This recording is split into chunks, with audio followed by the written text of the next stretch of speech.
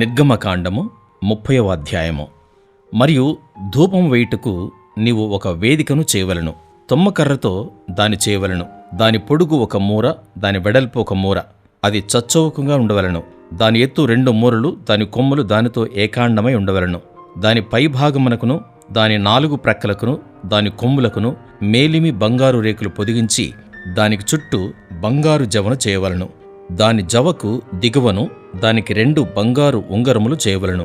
దాని 2 ప్రక్కలయందలి దాని 2 మూలల మీద వాటిని ఉంచవలెను. అవి దాని మోయు మోతకర్రలకు స్థలములు. ఆ మోతకర్రలను తుమ్మకర్రతో చేసి వాటికి బంగారు రేకు పొదిగింపవలెను. సాక్ష్యపు మందసమునొద్ద నుండు అడ్డతెర ఎదుట, అనగా శాసనముల మీది కరుణాపీఠమునెదుట నీవు దానిని ఉంచవలెను. అక్కడ నేను నిన్ను కలిసికొందను. అహరోను ప్రతిదినము ప్రొద్దున దానిమీద పరిమళ ద్రవ్యముల ధూపము వేయవలెను.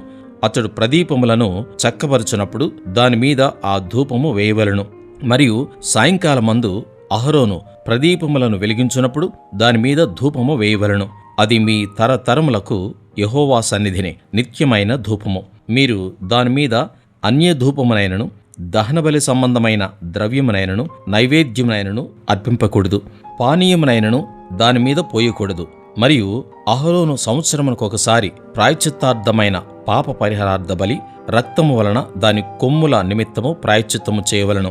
మీ తరతరములకు సంవత్సరమునకొకసారి అతడు దాని నిమిత్తము ప్రాయశ్చిత్తము చేయవలెను. అది యెహోవాకు అతి పరిశుద్ధమైనది. మరియు యెహోవా మోషేతో ఇట్లనెను, నీవు ఇశ్రాయేలులను లెక్కింపవలెను. వారు లెక్కింపబడు వేళకు ప్రతివాడు యెహోవాకు తన ప్రాణ పరిక్రయ ధనమును ఇచ్చుకొనవలెను. అలాగు చేసినడెల నీవు వారిని లెక్కించున్నప్పుడు వారిలో ఏ తెగులును పుట్టదు. వారు ఇయ్యవలసినదేమనగా, లెక్కింపబడిన వారిలో చేరు ప్రతివాడును పరిశుద్ధ స్థలము యొక్క తులమును బట్టి 1/2 తులము ఇయ్యవలెను. ఆ తులము 20 చిన్నములు.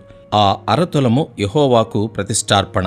20 సంవత్సరములు గాని అంతకంటే ఎక్కువ వయస్సు గాని గలవారై లెక్కింపబడిన వారిలో చేరు ప్రతివాడును యెహోవాకు అర్పణనియ్యవలెను. అది మీ ప్రాణములకు పరిక్రయ ధనముగా ఉండునట్లు యెహోవాకు అర్పణ ఇచ్చినప్పుడు ధనవంతుడు 1/2 తులము కంటే ఎక్కువ ఇయ్యకూడదు, బీదవాడు తక్కువ ఇయ్యకూడదు. నీవు ఇశ్రాయేలుల యొద్ద నుండి ప్రాయశ్చిత్తార్థమైన వెండి తీసుకుని ప్రత్యక్షపు గుడారం యొక్క సేవ నిమిత్తము దాని నియమింపవలెను. మీకు ప్రాయశ్చిత్తము కలుగునట్లు అది యెహోవా సన్నిధిని ఇశ్రాయేలులకు జ్ఞాపకార్థముగా నుండెను. మరియు యెహోవా మోషేతో ఇట్లనెను, కడుగు కొనుటకు నీవు ఇత్తడితో దానికొక గంగాళమును ఇత్తడి పీటను చేసి ప్రత్యక్షపు గుడారమునకు బలిపీఠమునకు నడుమ దానిని ఉంచి నీళ్లతో నింపవలెను. ఆ నీళ్లతో అహరోనును అతని కుమారులను తమ చేతులను కాళ్లను కడుగుకొనవలెను.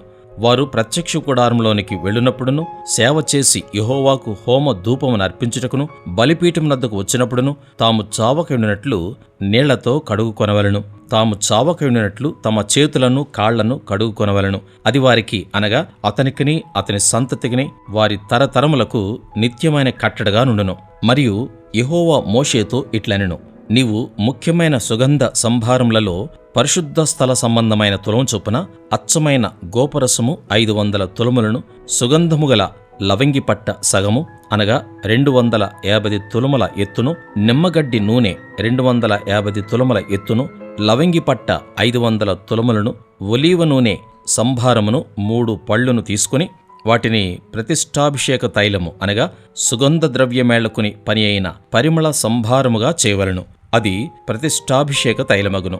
ఆ తైలముతో నీవు సాక్ష్యపు గుడారమును, సాక్ష్యపు మందసమును, బల్లను, దాని ఉపకరణములన్నిటినీ, దీపవృక్షమును, దాని ఉపకరణములను, ధూపవేదికను, దహన బలిపీఠమును, దాని ఉపకరణములన్నిటినీ, గంగాళమును, దాని పీటను అభిషేకించి అవి అతి పరిశుద్ధమైనవిగా ఉండునట్లు వాటిని ప్రతిష్ఠింపవలెను.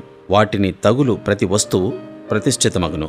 మరియు అహరోనును అతని కుమారులను నాకు యాజకులై ఉండునట్లు నీవు వారిని అభిషేకించి ప్రతిష్ఠింపవలెను. మరియు నీవు ఇశ్రాయేలుతో, ఇది మీ తరతరములకు నాకు ప్రతిష్ఠాభిషేక తైలమై ఉండవలెను. దానిని నరశరీరం మీద పోయకూడదు. దాని మేళనము చొప్పున దాని వంటి దేనినేను చేయకూడదు. అది ప్రతిష్ఠితమైనది. అది మీకు ప్రతిష్ఠితమైనదిగా ఉండవలెను. దాని వంటిది కలుపువాడును అన్యుని మీద దానిని పోయువాడును తన ప్రజల్లో నుండి కొట్టివేయబడవలని చెప్పుము.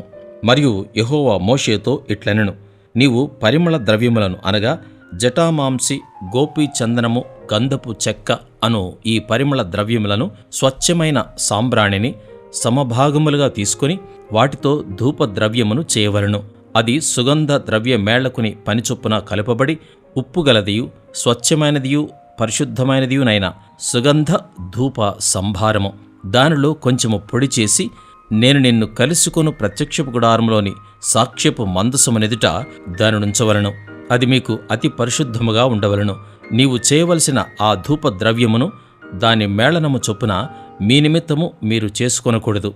అది యెహోవాకు ప్రతిష్ఠితమైనదిగా ఎంచవలను. దాని వాసన చూచుటకు దాని వంటిది చేయువాడు తన ప్రజల్లో నుండి కొట్టివేయబడును.